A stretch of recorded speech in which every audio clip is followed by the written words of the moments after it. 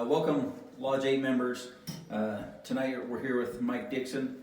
The idea for these interviews came from our FOP Lodge, Lodge 8 E-Board.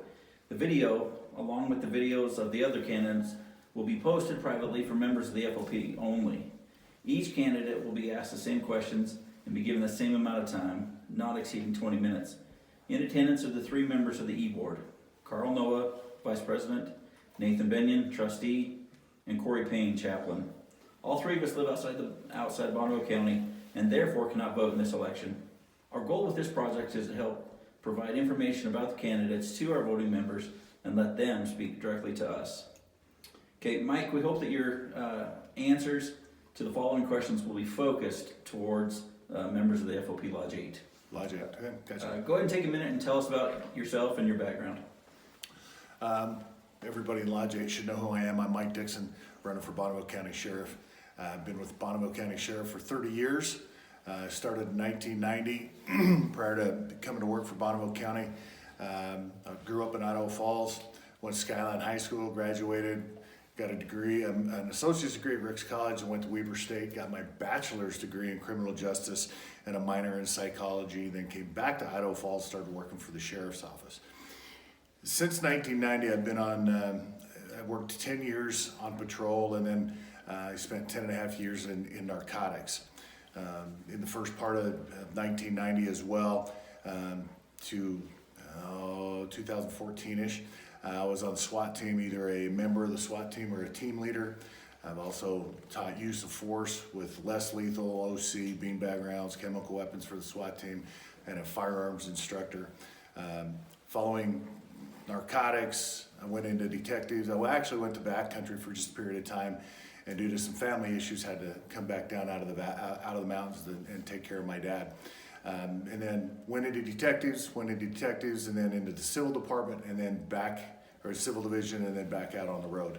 And so I'm currently out running night shift, day shift on patrol. Mike, why do you want to be the sheriff, or be sheriff? Why do I want to be the sheriff? Simply, I want to be the sheriff because I want to see Bonneville County succeed. We've got a lot of great deputies that are here.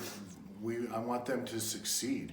I want to give them the training and the experience that they need to become the very best deputy that they can be, whether they're on patrol or whether they're in the jail.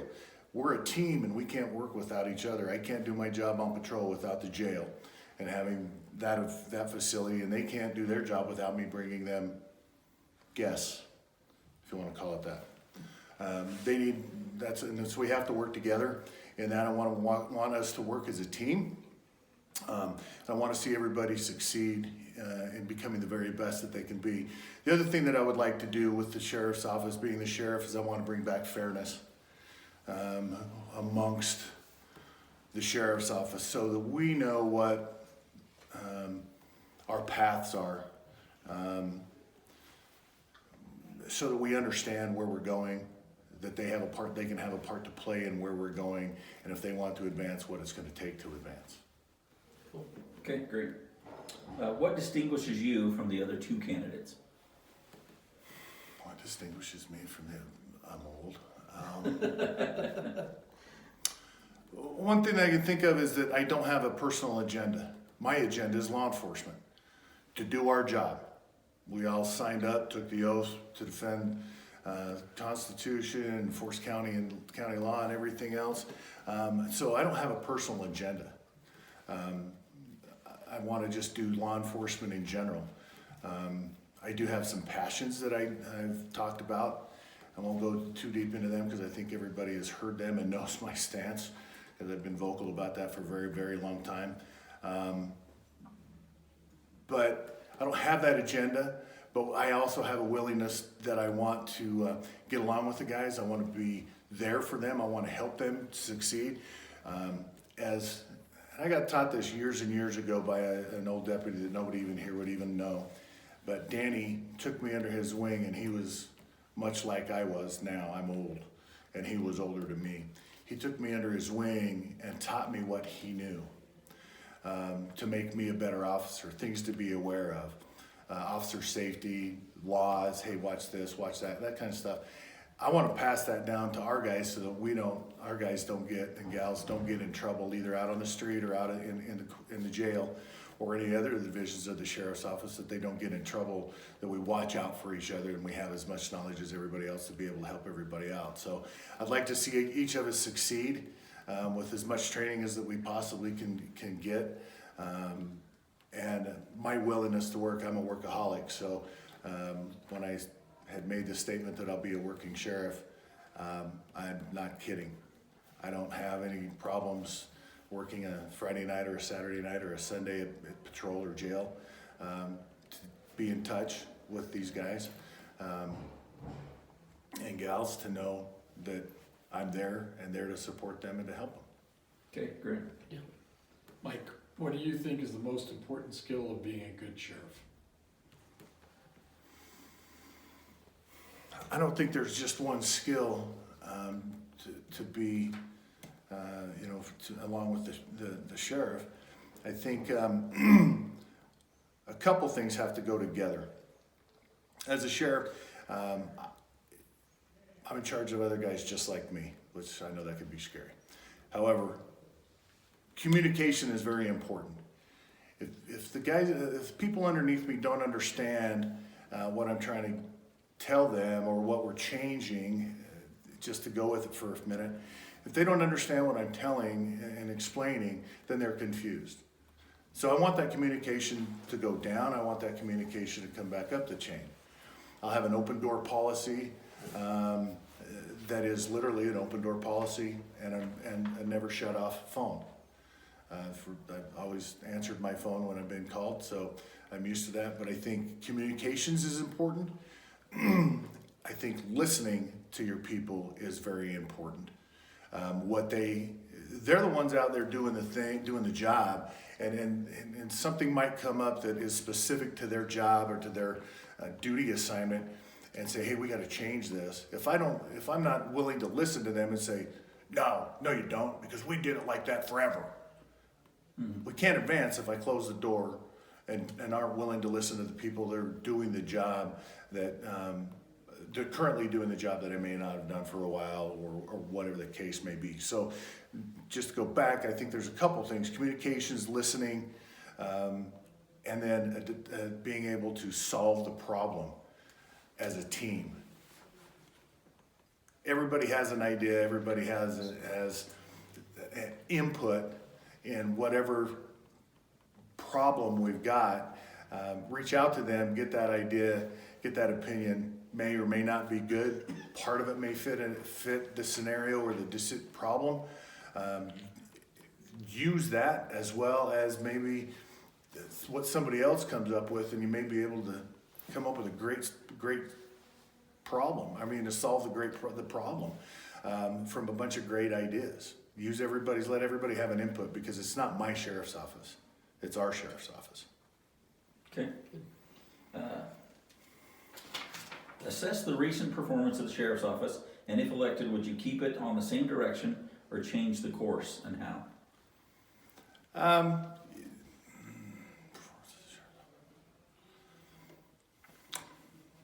Okay.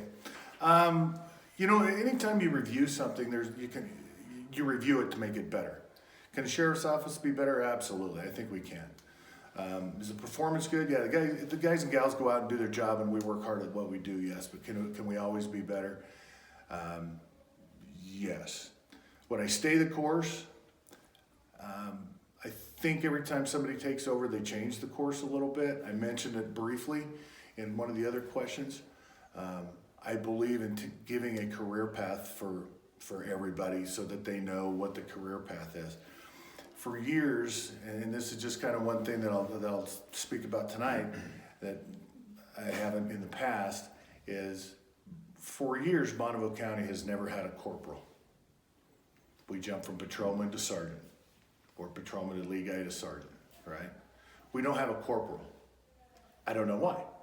All I've heard is years ago, because that's the way we do it. Mm-hmm. And not to compare us to other agencies, but there are other agencies that are surrounding us that are sheriff's offices that have corporals. I think that's important because that's where you define and you pick up your future leaders from. You give them a time to do that. Not saying you have to have just one on a shift. You can have, you may be able to have a couple on a shift. Not saying that's stamped in solid right now, but it's something you have to take a look at. That way you find out who your future leaders, can they handle this job or whatever the case may be. But a career path, I think that's important. It may change just a little bit, and then when you reread the rest, reread that again. Was assess the performance of the sheriff's office, and if elected, would you keep it on the same direction or change the course, and how?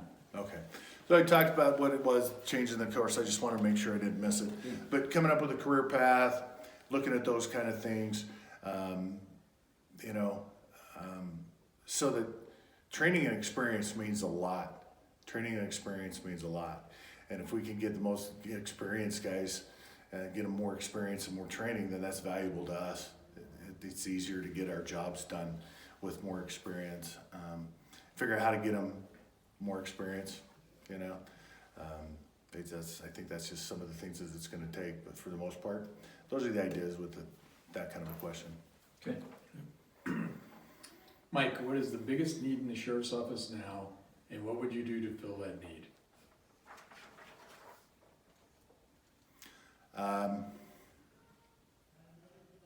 I feel the need in the sheriff's office right now is for the people to feel that they're supported, the deputies to feel that they're supported, that the admin has their back, and that if they want to advance and move forward, that they're going to get the opportunity to advance and move forward, and get that training that they need. If they've got a specialty, everybody has their niche, whatever it might be in law enforcement down the line.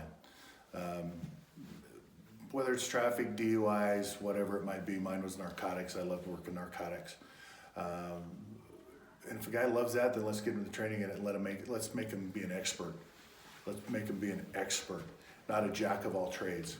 Make him be an expert, and that's part of one of the things that we get them the training.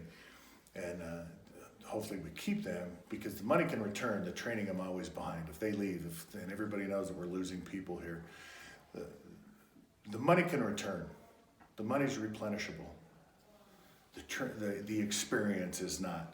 There's a guy with 15 years of experience or 10 years or whatever it might be. Those guys leave, I'm always 10 or 15 years behind the curve, and we never make that time up. I'd like to keep those guys here so that we don't get behind that curve. And then I think the other thing is so that the employees feel valuable. Everybody's valuable. Whatever they're doing, they may have a strength in something and helping somebody else become better. They may have a weakness, and then we trade. We build our strengths to make them stronger, and we find out our weaknesses and build our weaknesses to become stronger, so that we're more well-rounded, or I guess that's about the best word I could come up with right now. Would be more well-rounded, more prepared with training and experience. Okay, now you've got up to 2 minutes for a closing statement. 2 minutes? Yeah. Up to. Up to the 2 minutes? Up to. Okay. It's been a great opportunity to answer these questions tonight. Made me think, and I hope that I answered those questions in a way that everybody understands them. I am dedicated to this job. I've been here a whole lot longer than I ever really wanted to be, because this is all I know. I love my job. I would prefer to stay on night shifts, and that may be something, if I'm elected, that we take a look at. But I'm not about notoriety. I'm not about the notoriety. I don't need, I'm not about notoriety. It's not about me. It's about the people that are underneath me if I'm the sheriff, or when I'm the sheriff. It's about the people that are underneath me, to make them the best that they can be, given our financial abilities or boundaries where we're at. There's a lot of things that you can do in-house. There's a lot of things that we can do differently to get everybody the training, to bring us up to get the training that they want, to make everybody valuable, get us all experience. But I'm all about supporting them to get their jobs done the fastest, the quickest way that we can. We all know, at least the guys for patrol, what it's like to go write some reports, how long it takes to write reports. I'd like to see if there's a way we can change that, so that we get back out on the street quicker. Even the guys in the jail, when they have to write their disciplinary reports and that kind of stuff, it's taking a while. Is there a way we can shorten this up so that they can get back to their duties and not have somebody else covering for them while they're writing a report and that kind of thing? We have to work together to come up with these ideas to make this place a little bit smoother, more streamlined, more efficient. And I don't have all the answers. Other people have great answers. But anyway, I'd like to work together as a team, support each other, make us all feel valuable and special. That we are valuable, help our strengths and our weaknesses, give us a career path, develop some trust. This is a great place to work. We got good people here, and I'd like to keep going with it and make us better than what we are. This is not a competition, the sheriff's office against the sheriff's office. I'm concerned about Bonneville County making us the best that we can be within our means with our people and financial abilities. So, Okay, great. thank you. Well, thank you for your time and good luck in the election. Thank you. I appreciate it. Thanks, Mike.